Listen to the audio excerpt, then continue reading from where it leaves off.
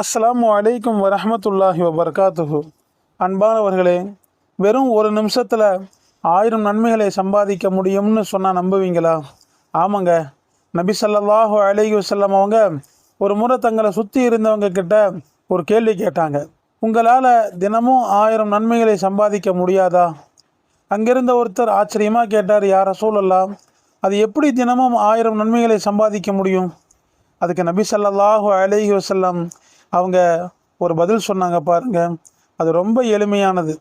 யார் ஒருத்தர் தினமும் 100 முறை சுபஹான் அல்லாஹ் அப்படின்னு சொல்வாரோ அவருக்கு 1000 நன்மைகள் எழுதப்படுது, அல்லது அவரோட 1000 பாவங்கள் மன்னிக்கப்படுதுன்னு சொன்னாங்க.